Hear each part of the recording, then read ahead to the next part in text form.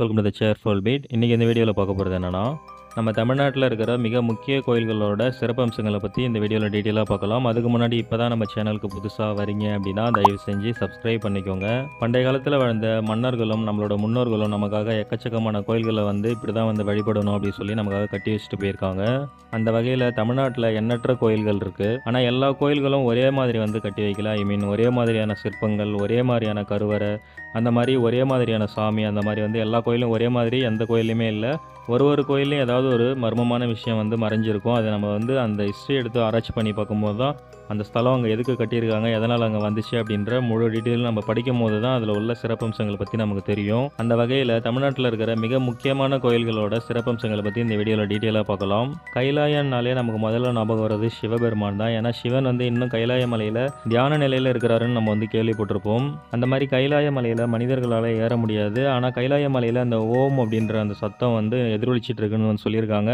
நிறைய பேர் ஏற ட்ரை பண்ணிருக்காங்க. அப்படி ஏற ட்ரை பண்ணும்போது அவங்களோட வயதுகள் ஒரு நாள் அப்படின்றது அவங்களுக்கு 1 வருஷம் 2 வருஷம் அப்படின்னு கணக்கிடப்பட்டு சீக்கிரமாகவே வயசாகி இறந்து போயிடுறாங்க. அங்கே ஏறணும்னு நினைக்கிறவங்க, அங்கே ஏறினவங்க அவங்க யாரும் இப்போ உயிரோட இல்லை அப்படின்றது தான் உண்மை.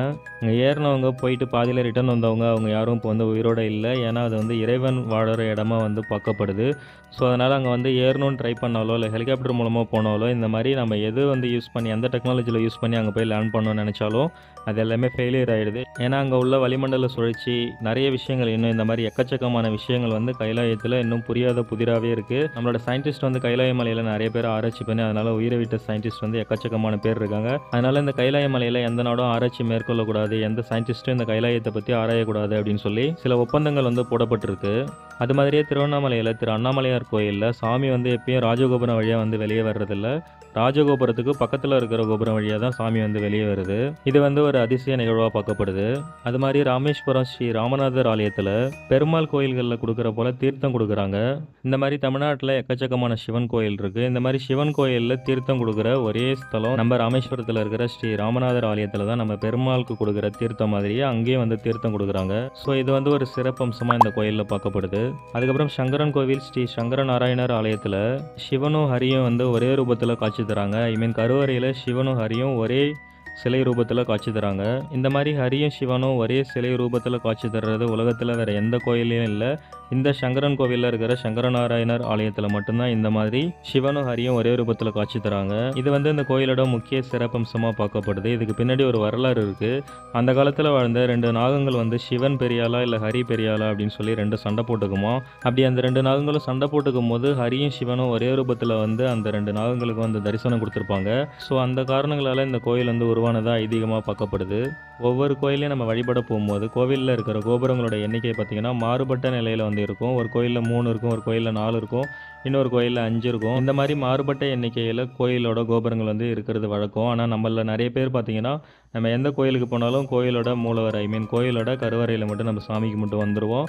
எந்தெந்த கோயிலில் எத்தனை கோபுரங்கள் இருக்குது அப்படின்றத நம்ம எண்ண மாட்டோம். அந்த வகையில் தமிழ்நாட்டில் இருக்கிற மிக முக்கியமான கோயிலான நம்ம மதுரை மீனாட்சி அம்மன் கோயிலோட கோபுரங்கள் பார்த்திங்கன்னா 14 எண்ணிக்கையில் இருக்குது. ஸோ இங்கே 14 கோபுரங்கள் இருக்குது. இது இந்த கோயிலோட சிறப்பம்சமாக பார்க்கப்படுது. இந்த மாதிரி 14 கோபுரங்கள் கொண்ட கோயில் தமிழ்நாட்டில் வேறு எங்கேயும் கிடையாது.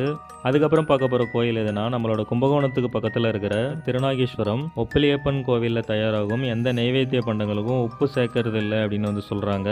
இது இந்த கோயிலோட சிறப்பம்சமாக பார்க்கப்படுது.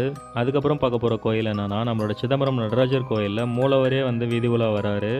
இந்த மாதிரி மூலவரே வீதி உலா வர்றது தமிழ்நாட்டில் வேறு எந்த கோயிலையும் கிடையாது. இந்த சிதம்பரம் நடராஜர் கோயிலில் மட்டும்தான் மூலவரே வீதி உலா வராரு. ஸோ இது இந்த கோயிலோட சிறப்பம்சமாக பார்க்கப்படுது.